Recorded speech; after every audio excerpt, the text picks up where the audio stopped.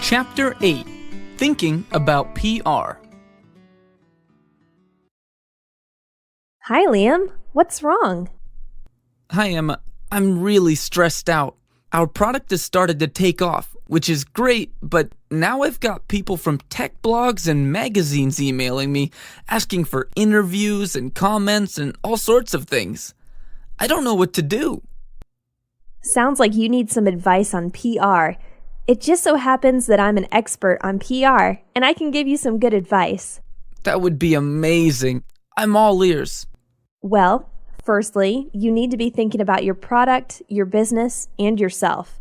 As the head of the company, the founder, you're intrinsically linked to your ideas, and as such, the passion that comes with them will be what fuels your PR campaigns and what forms the basis of your corporate identity.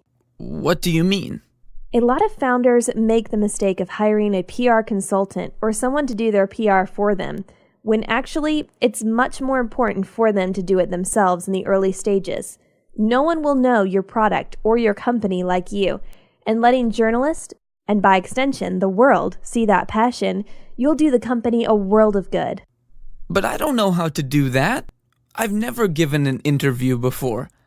I don't know how to talk about the company. All right, it's tough. I agree. But there are some things you can prepare and learn beforehand to give yourself the best opportunity to talk about your business in a favorable light. Firstly, you need to be able to confidently portray the company and yourself. That means you have to be able to talk fluidly and concisely about what it is you do. The public will want to know who you are and what the product is. You should be able to describe this in a succinct, jargon-free way that allows everyone to understand perfectly from the outset. That makes sense, like a tagline almost. My app allows mobile workers to find and book workspace in commercial environments so that both they and the business owner from whom they've purchased space can both increase revenue in a concurrent fashion for their own gains. Make it simpler. My app connects mobile workers with restaurant and cafe owners so they can both utilize free space for mutual gain. That's much better. And then you need to be able to describe your customers, mobile workers who don't have anywhere to work, and business owners looking to fill empty space. Good descriptions will allow people who fit those descriptions to identify themselves as potential customers. Get it? Sure. Once you've got that nailed down, you need to address the big question. Why you? Why me? Why have you founded the company? Why did you found it? What makes you qualified or special? These are the things that will connect people to you and to the business. Your story, the story of your success, will inspire people to buy your app, as well as attracting investors and great staff members who want to be a part of a passion-driven project. My investors do say how much they like my passion. And the public will too. No one would buy an app if the person selling it was nonchalant about it. They need to feel like you want them to buy it, and you have to show them that. What about beyond that, when they start asking questions about the business itself, where we're going and that sort of thing? Well, where are you going? You need to have clear goals defined in terms of your marketing strategy, team building plans, and any infrastructure expansions you intend to make. Stating these things in an interview will give you the presence you want for the company. If people expect big things, then they'll make space for you. It's important to be clear and concise, though, and to only make promises you can keep. These statements you make will follow you, and as well as the positive benefits of attracting good partners for the business, they'll also hold you accountable. So tread carefully. Of course, I'd hate to make false promises. Yes, because everything you say will be printed and therefore immortalized, as well as waiting for people to contact you. You can also be proactive in your PR. You can find articles written in the same vein as your company and app and look to see who wrote them. They may not be actively searching for new articles, but may well respond to you and choose to do a write-up based on your interest shown.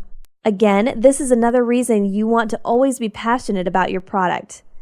By collating a list of articles and journalists, bloggers, and other influential people, you give yourself lots of avenues for a potential PR burst.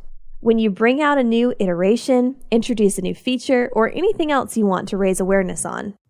Of course, there are some big YouTubers and bloggers that are really well respected. Having them talk about our app would be a huge accolade for us. Lastly, your PR can also be driven by internalized content.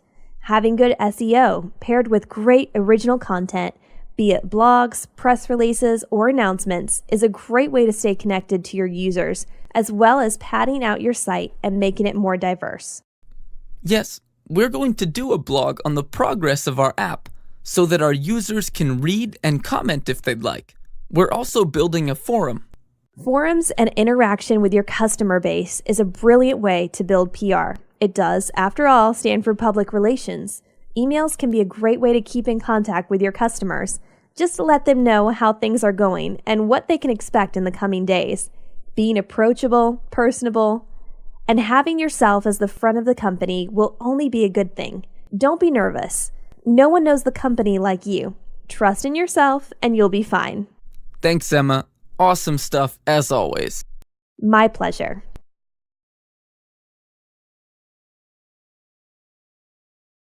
Hi, Liam. I've got some questions for you about PR. Are you ready? Sure, I'm ready. Question 1. Why is it important for the founder of a company to head up PR in the early stages? A. Because the founder is the most passionate about the product. B. Because the founder needs to give their story to the public. C. Because the founder knows the most about the company. D. All of the above. Is it D, all of the above? That's right. The founder needs to be the first line of defense when it comes to PR. They'll be able to answer any and all questions because they'll know the most and be the most passionate person in the company. Question 2. Why is PR important in the early stages? A. It will help customers to identify with the company. B. It will allow potential investors to see what the company is about. C. It will help to establish a trajectory for the company. D. It will help to carve out market space. E. All of the above. It's got to be all of the above. Right again. PR is the channel that connects you to your customers and will help the company to reach its full potential. Question 3. Why is it important to have a succinct pitch? A. To save time in interviews. B. So you remain mysterious. C. So that everyone can understand what the company does. D. To give you control of the interview. Is it C? It is C. You need to be able to convey exactly what your company does in just a few words so that everyone is perfectly clear on what you're about. Thanks, Emma. Helpful as always. See you next time.